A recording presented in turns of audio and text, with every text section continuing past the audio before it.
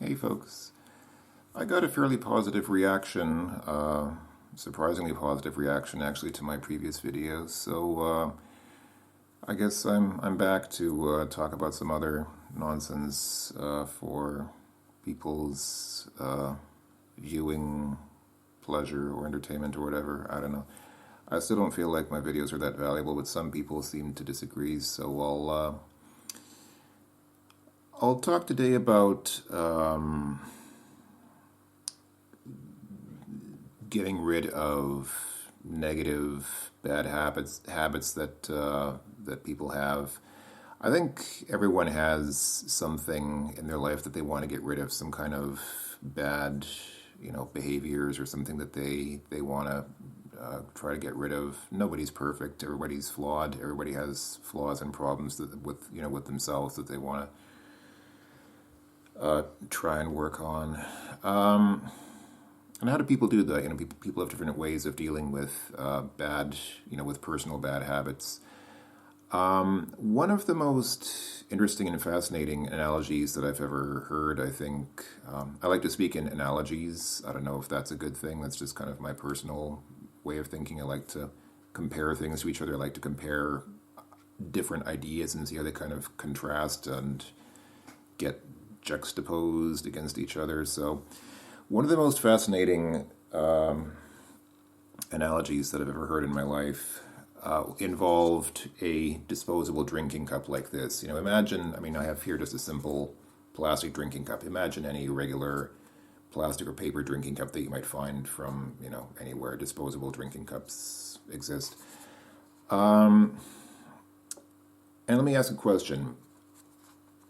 If you had a cup like this, how would you get the air out of it? If you wanted to get all the air out of this cup, how would you do it? You can pause the video, think about it for a while.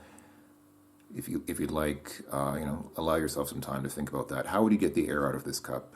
I think most people would probably instinctively first think of something like a vacuum cleaner.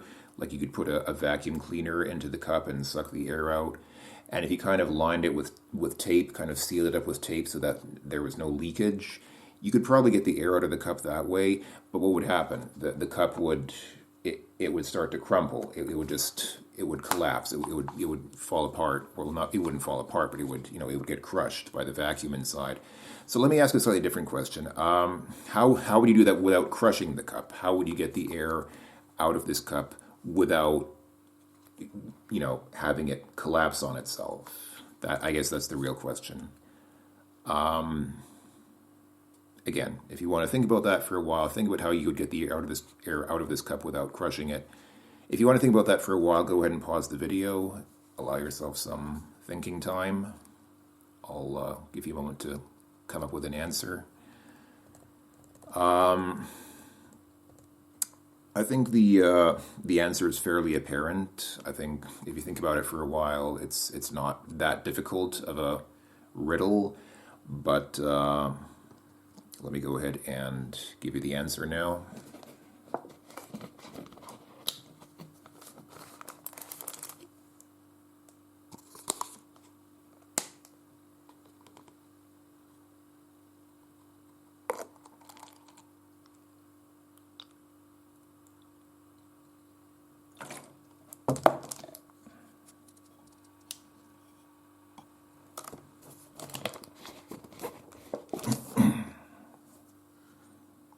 And voila, I've gotten the air out of the cup.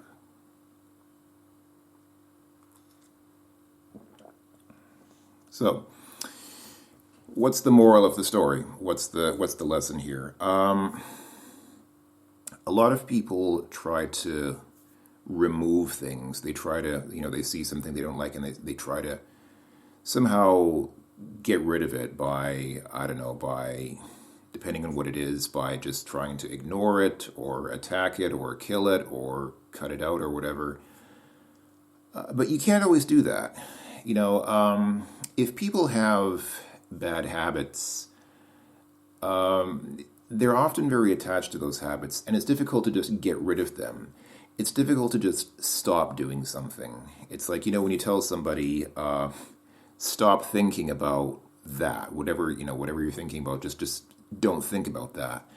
Well, if you try not to think about that thing, you know what's going to happen. What happens is you think about it more than ever. So you can't. It's. I shouldn't say you can't. I'm not saying it's totally impossible, but it's difficult to just stop doing something that you're used to doing. And I think for a lot of people who struggle with things like, I mean, probably the most typical example, or one of the most typical examples, is smoking. A lot of people smoke and would like to quit smoking. I think a lot of people who smoke, it's not necessarily so much that they're just addicted to the tobacco or the nicotine. I mean, it's partly that. It is addictive. Tobacco is addictive. But it's also that they're addicted to the whole process of, reaching for your pack of cigarettes and a lighter, putting the cigarette in your mouth, lighting it up, and smoking it. That whole ritual. People like to have these sorts of routines and rituals in their lives, and it's not just the tobacco. It's that whole act of having something in your life that you kind of do. And usually people who smoke, when they do it, they take smoke breaks with their friends or with coworkers or things like that. It gives them an opportunity to talk about things. So it becomes not just the action of inhaling some tobacco smoke. It's also about, it becomes a social activity. And that tends to be the case with things like drinking as well. A lot of people struggle with alcoholism, but alcoholism is not just about drinking alcohol. It's also about being with friends, sharing the experience of drinking with them. And then, when people drink, they usually become more friendly, more... It depends on the people. Different people react to alcohol differently. But my point is, there's this whole process. It's not just about smoking a cigarette. It's not just about drinking alcohol. There's an entire sort of personal, emotional, psychological, social process that goes along with it. So it's difficult to just eliminate things like that. And my point here with the cup is that you can't really just take the air out of the cup, or you can. I mean, physically, like I said, you could put a vacuum cleaner inside, or not the whole vacuum cleaner, but you could put like the hose of vacuum cleaner inside and suck the air out that way. That would work, but again, the cup would collapse. Human beings tend to need stuff in their lives. They tend to need some kind of stability in their lives, and if you start taking away the things that make their lives meaningful, the human being will start to collapse emotionally and psychologically. And if you're not a smoker, it may sound funny to think that a person gets their life stability from smoking. But I can tell you I've never smoked personally. I've only once in my life smoked a cigarette because somebody dared me to. So I'm not a smoker. But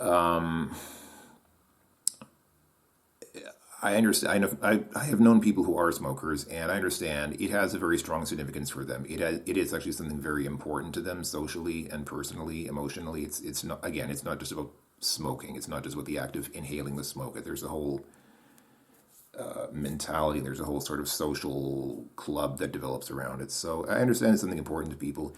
You can't necessarily just take things out of people's life. You can't just say, "Well, stop doing that. Just get rid of that." You can't just take things out like that. Instead, just as with the water in the cup, you have to replace it. How do you get the air out of the cup without the cup getting destroyed? You put something in the cup. You put something else inside, and that displaces the air, so the air gets out of the cup because now there's something else in there.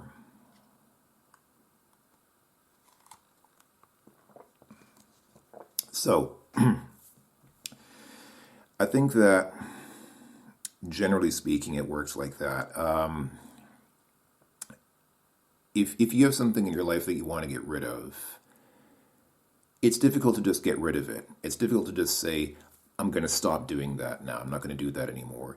You need to find something else to put into your life. Find something else to add to your life, and it will naturally kind of displace what you're trying to get rid of. I think that's the most effective and most healthy way to get rid of bad habits and things that you don't want to do. Now, I personally, like I said, I don't smoke. I've only...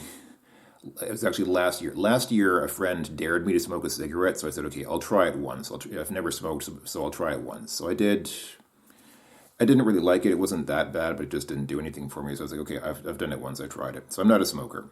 I rarely drink alcohol. I mean, if other people are drinking, sometimes I'll drink with them, but I'm not a teetotal. I'm not like against alcohol. It's not like I'm not like, it's not because of health or religious reasons that I'm against alcohol. I just don't generally drink because I don't have a reason to. So I'm not a smoker. I'm not a drinker. I generally think I try to look after my personal health. I don't have those typical sort of bad habits. But I don't even drink coffee because it messes with my sleep cycle. It actually makes it hard for me to sleep after I drink coffee. So I don't even drink like coffee or anything with caffeine in it. But I do have bad habits as well, and one of the biggest ones that I probably have is playing too many computer games and video games. A lot of you know me from my other YouTube channel, where my main YouTube channel is mostly about computer games. I enjoy computer games. I mean, they're fun, but I think the big problem about computer games, like the main thing that sometimes bothers me about them is that they are addictive. I mean, they're not physically addictive. It's not like taking physical drugs, but they do have emotional, psychological, addictive effects. I mean, a lot of people are addicted to computer games. They are very definitely addictive. They can work on your brain like a drug. They release pleasure chemicals in your brain, let's say, that make you addicted to them because they make you feel good. And the problem with games, or one of the problems with games, is that they give you a sense of accomplishment. I think a lot of people play games for this reason because they feel good when they achieve something in games. A lot of games have achievements, so it's like you work hard to do something. You spend a lot of time planning something, working for something, and then in the end you get an achievement unlocked, and you think, great, I achieved something, I did something. Well, the problem with that, I think, obviously, is that, to be brutally honest, you didn't really achieve anything. I mean, what did you achieve? You unlocked something in a game, in a video game, because you put a lot of time into it. And I've done that a lot in my life. I mean, I've played a lot of games in my life, and I wouldn't say that I regret that. I wouldn't say that I feel bad about playing games.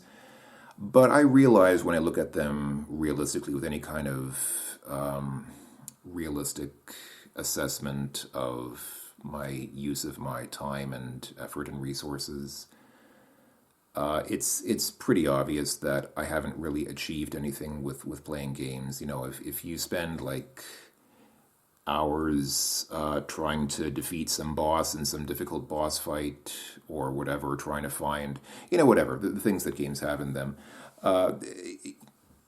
Games make you feel good. They make you feel like you've done something. But, you really haven't. You haven't really accomplished anything. And I think that's one of the big problems that I have with games, and probably a lot of people have with games, is that they're designed to give you the feeling that you've done something great when you really haven't. I mean, I guess compared to some things like taking drugs, compared to being addicted to cocaine or heroin or something, I guess games are probably a healthier habit to have than being addicted to cocaine. But that doesn't mean that they don't have negative effects. They are addictive, and a lot of people waste a lot of time playing games that probably could be better spent doing other things. And I don't mean to sound preachy, and I know I'm being hypocritical because, again, I play games myself. I've been probably addicted to video games for most of my life, ever since I was a pretty small child. So I'm not here to say that I don't do that. I'm not saying that I don't play games. I do play games. I have played games for much of my life. But I am saying that I recognize the psychological, I don't want to say dangers. I'm not saying necessarily that games are dangerous, but I do sometimes feel like they're a waste of time. Sometimes after I spend like a couple of hours trying to, grinding some achievement in a game, after that I get the achievement and I think, was that really worth the time that I spent on it? I kind of feel like, I mean, yeah, I spent hours doing it, but was it worth it? Like, get anything out of it other than, just some text or picture on a screen saying, you got the achievement. Well, great, I got the achievement, but I probably could have done something better with that time. So, yeah, I think this sort of illustrates the importance of making life decisions based on what you know rather than what you feel. A lot of people, this is one of the dichotomies on that very popular Myers-Briggs personality type test thing, thinking or feeling. Do you make decisions based on how you think or how you feel? A lot of people make decisions based on their feelings. They'll say, I feel like doing this, I feel like this is the right decision, so I'll do that. I think that in general, well, you should do both. I mean, I think that both thinking and feeling are important. I think that when you make an important life decision, you should use your brain, your intellectual capacity, and your emotional intelligence as well. I think both of those are important when making a decision. But what I was going to say is, I think this sort of illustrates the importance of not relying too much on your feelings when making decisions, because, again, a game makes you feel good. It makes you feel like you've accomplished something. Even if you know intellectually, all I did was get some pixels on a screen. My only real achievement in this effort was that I got some pixels on the computer screen in my game. Even if you know that intellectually, you feel like you achieved something. And I think that's misleading. That feeling is a bit misleading because you didn't really achieve anything. I think it's better to, in general, I mean, there are exceptions, but I think in general, it's probably better to make decisions like that based on what you know. I mean, to make another comparison, one of the things that I'm starting to do with my life now is I've started going to a gym to work out after work. It's not something that I really enjoy doing.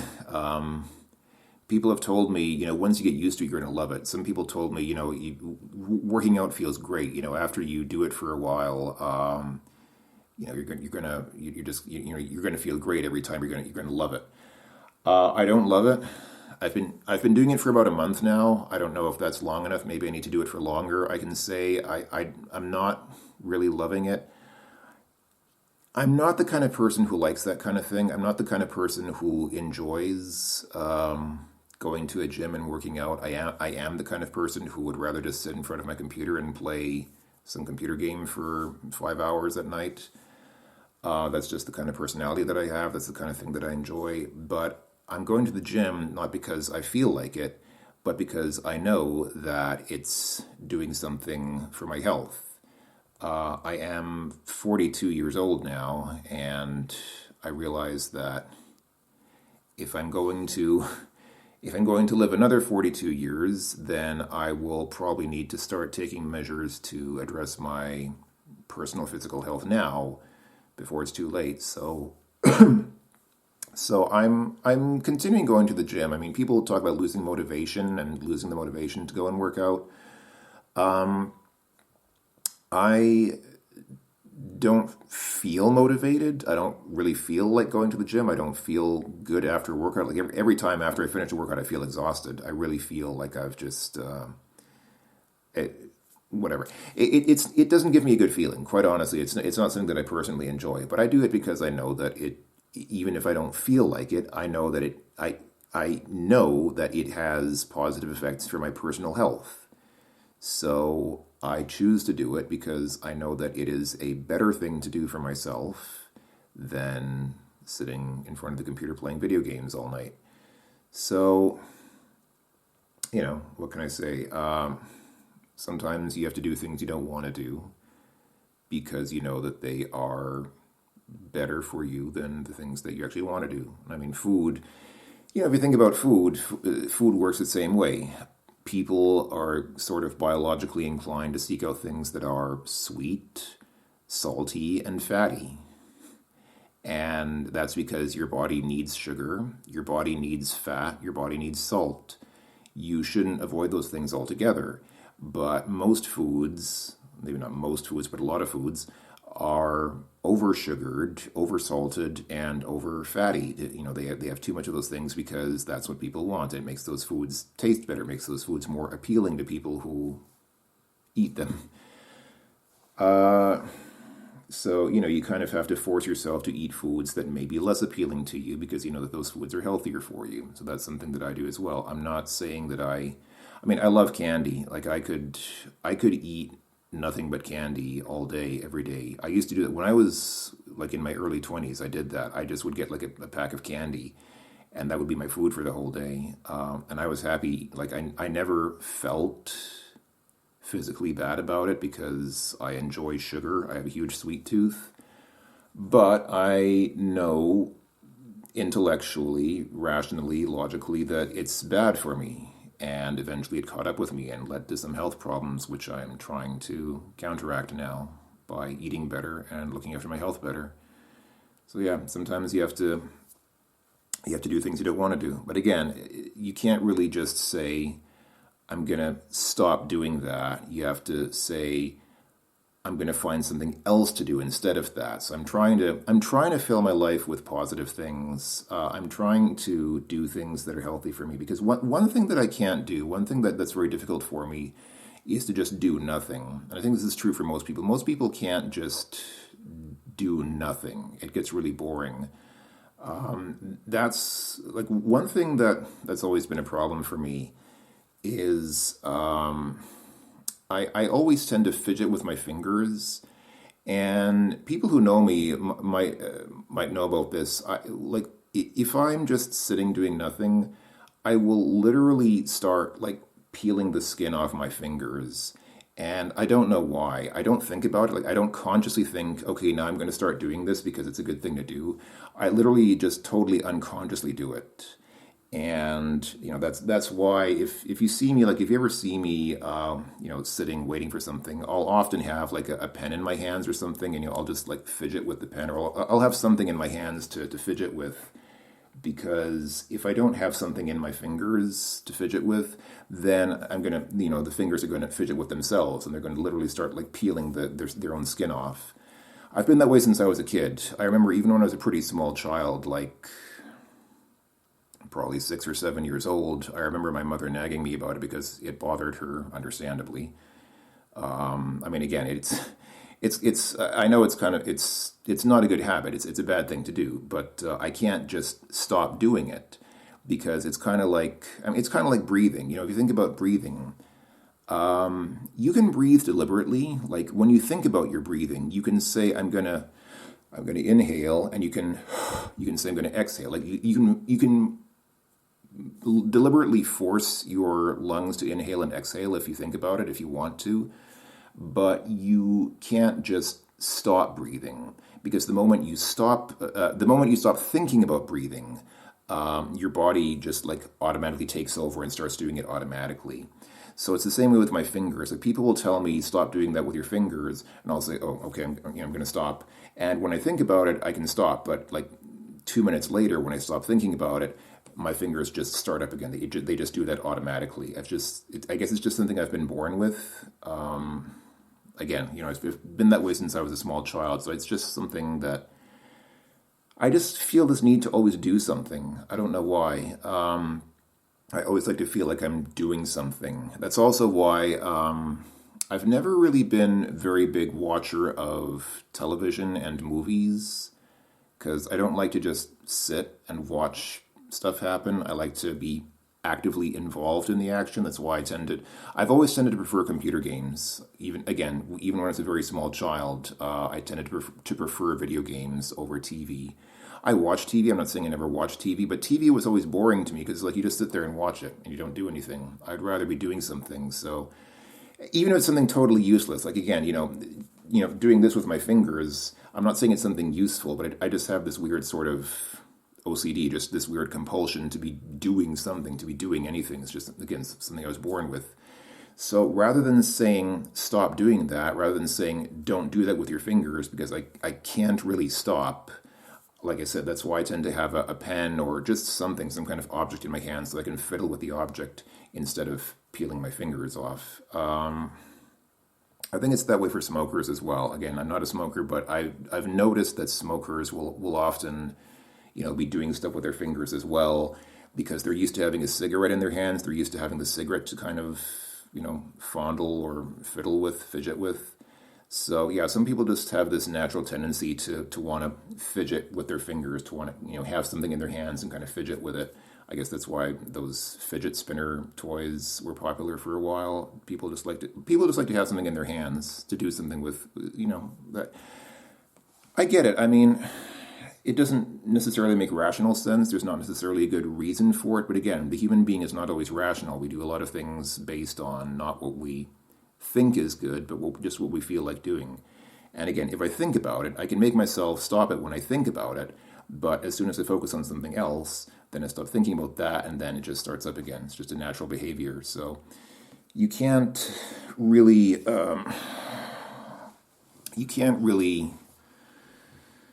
get yourself. Again, I shouldn't say can't. I mean, if you really go through like a very serious, strenuous effort to do so, you can probably train yourself to stop certain behaviors that are unhealthy. But in general, I tend to defer to the cup analogy when possible, as much as you can. Rather than trying to get rid of bad habits, try to replace them. I'm playing fewer computer games now because I'm going to the gym after work. That gives me less time to play computer games. So I haven't stopped playing them altogether. I've just replaced them with something else, which might be less enjoyable for me, but at least it's preferable to doing nothing. I'd rather go to, even if I'm not particularly fond of working out at the gym, it's preferable to doing absolutely nothing. At least it's something to do. So at least I can go there and do that and hopefully do something good for my personal health instead of just sitting in front of the computer playing games. So yeah. So I personally go by the cup analogy. Don't try to just take it out. Don't try to take something out of the cup, put something else inside to displace what you want to get rid of. Drinking enough water is also a good thing to do for your health. That's something I always did. I've always instinctively drunk a lot. Never had a problem with not drinking enough water, I don't think. So that's not a problem for me. But if you have problems with that, then, there are things you can do to, like now there are even smartphone apps that remind you to hydrate, take a drink now and then. But, just keep a bottle or a cup of water handy. That helps you to get into a healthy habit of drinking more water. So, again, what's the moral here? The moral is don't try to stop doing things that you don't want to do. Just start doing things that you do want to do. And as you spend more time doing things that you do want to do, you will naturally do less of things that you don't want to do because you'll have less time for them. If you spend more time doing the stuff that you want to do, you'll have less time for the things that you don't want to do, and you will naturally sort of start to get out of those bad habits because you don't have time for them anymore. So yeah, I've been doing things for my personal health. I don't want to talk about everything that I'm doing because again, this is not a video about me personally. This is not a vlog about my personal life. This is just me giving general advice. But just to kind of give you an idea, for example, I'm learning a foreign language, which is something that takes a lot of time. It takes a long time to learn a foreign language, but that's good because again, it keeps me busy, gives me something to do. And I'm doing other things like that, trying to incorporate more hobbies and things, interests and activities in my life that would help me to grow and help sort of preserve my personal, physical, mental, and emotional health rather than being damaging to them. So yeah, one change that you might have noticed, for those of you who saw my previous video, one thing that's new is that picture there in the background. That wasn't there last time. I just recently got that. I actually just found it on the street. When people move to a different house, they'll often just throw all their stuff out on the street. You just leave it there for other people to take. I didn't steal it. This wasn't. I didn't steal it from people who are moving. People just leave their stuff. They'll leave their bulky furniture and things on the street for other people to just take because they don't want to bother moving it. So I saw that and thought, that's nice. I'll take it home with me because I like it. It shows well, when I first saw it, I thought it shows a sunrise. It shows the sun coming up. But I realized when I thought about it, it could just as well be a sunset. It could be the sun going down. So in this picture, is the sun coming up or is the sun going down? Well, again, going back to what I was talking about before, it's basically both. I mean, anything that starts, anything that begins in your life, kind of has to come out of the ending of something else. People say when one door opens, or when people say when one door closes, another opens. What they mean is that you usually need to, when you want to start something new in your life, you usually need to make some room for it. That means you need to kind of get rid of something else so that you'll have space in your life, so that you'll have time in your life for something else to come in. So really, every beginning, every new beginning, comes out of the ending of something else. If you remember, if you're as old as I am and you were listening to music in the 1990s, you might remember the song "Closing Time" from Semisonic, and it has that wonderful lyric, "Every new beginning comes from some other beginning's end."